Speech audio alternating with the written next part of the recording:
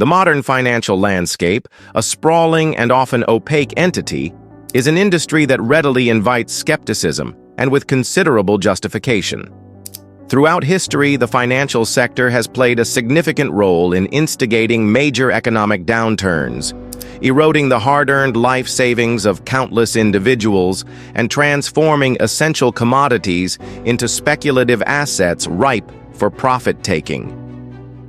These actions, while generating immense wealth for a select few, have often failed to demonstrate a clear and tangible contribution to the broader fabric of society.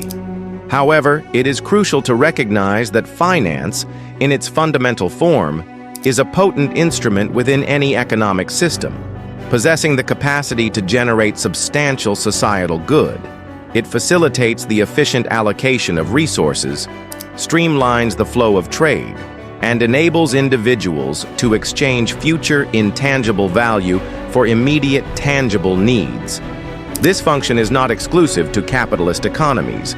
A robust financial framework is indispensable in virtually any economic model, and conversely, flawed financial systems have been implicated in the demise of numerous alternative economic structures.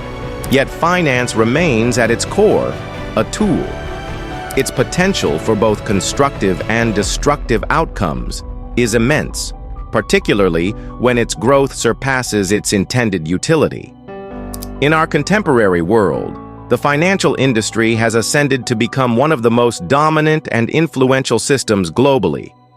Amidst the rise of megabanks, hedge funds, private equity firms, sovereign wealth funds, and the widespread participation of individual investors, the original, ostensibly simple role of finance within our economies has become increasingly obscured.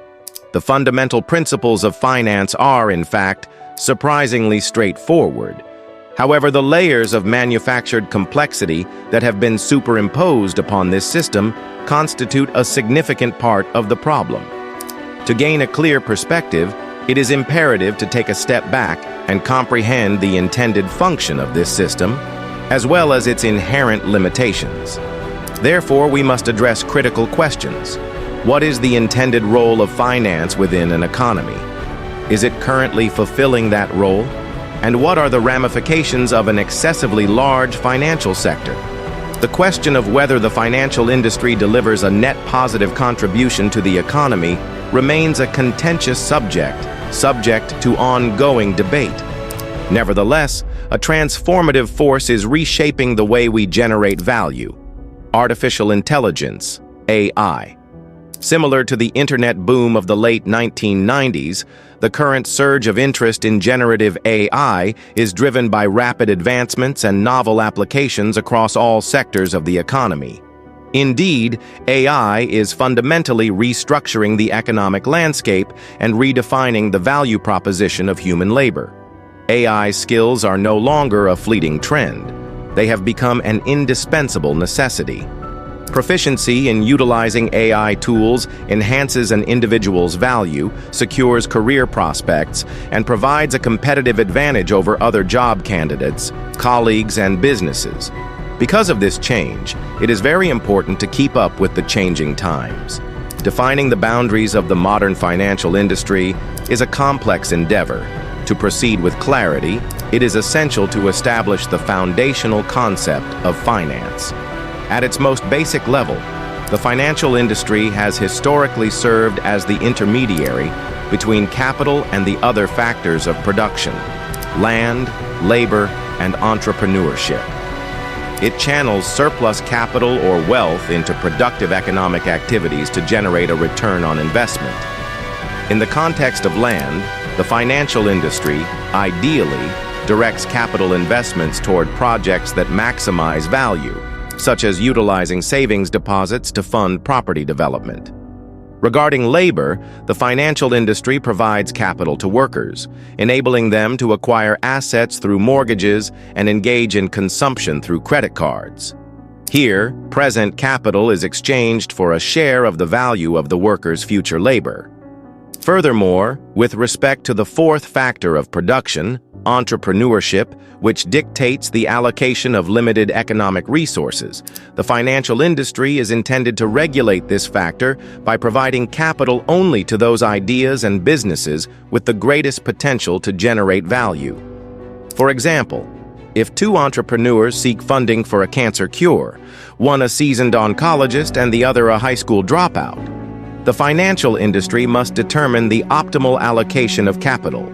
Successful entrepreneurial ventures drive innovation, leading to the creation of new goods and services, which, if successful, can enhance living standards, benefit society, and generate profits for the entrepreneurs, who, in turn, share the returns with the financial intermediary. In practice, capital investments typically involve a combination of all three factors of production.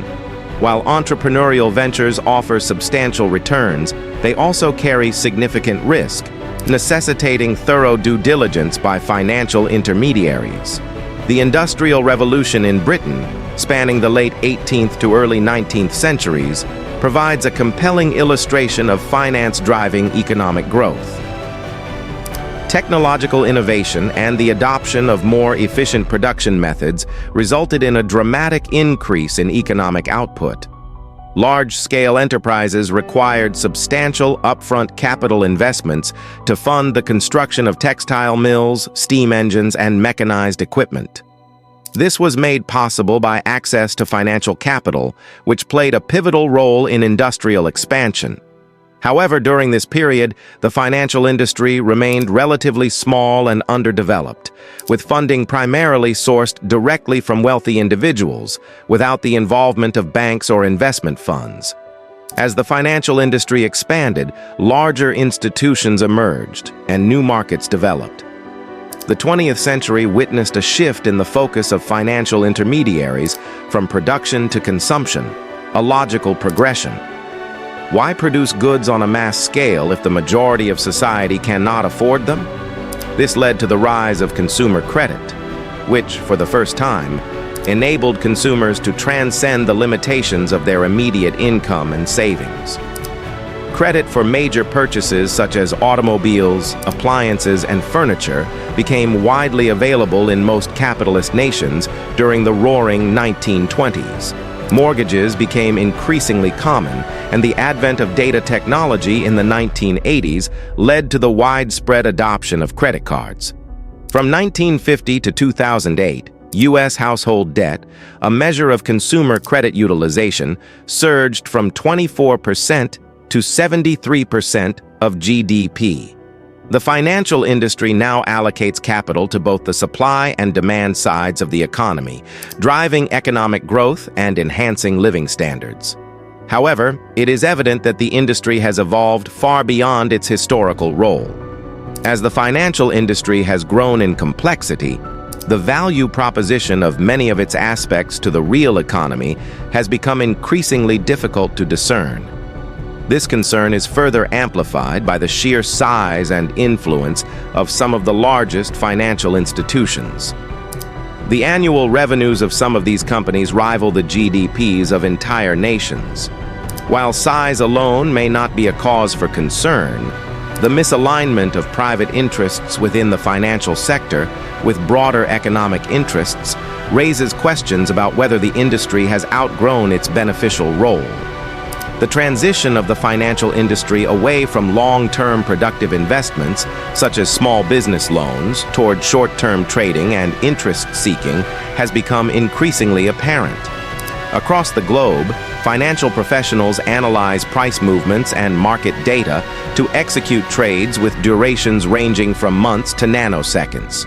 Short-term trading constitutes a significant portion of the total volume of trades in foreign exchange, stock, cryptocurrency, and commodity markets. While this activity provides liquidity to the markets, it contributes little to the real economy, resulting in unreliable price fluctuations and failing to provide tangible capital to publicly traded companies. Unlike long-term investing, which can result in mutual gains, short-term speculative trading is a zero-sum game, simply redistributing value among the participants. Furthermore, it exacerbates inequality as experienced professionals exploit novice traders. Information asymmetry, where one party possesses superior information, enables profit generation without contributing value. Illegal insider trading serves as an example of this. High-frequency trading, which utilizes rapid algorithms, also benefits from this, imposing a hidden tax on other market participants. Insurance products, with their concealed terms, also exploit this asymmetry. As the financial industry becomes more complex, the information gap widens, allowing for value extraction. This has increased the dominant position of the financial industry and its concentrated profitability, diverting human capital from socially beneficial sectors. The oversized financial system also disproportionately benefits the already wealthy. The financial industry does serve a purpose, facilitating investment, trade, saving, and business. It also manages risk and enables consumption. However, its overgrowth has led to value extraction. Regulation is necessary, but first we must acknowledge the problem.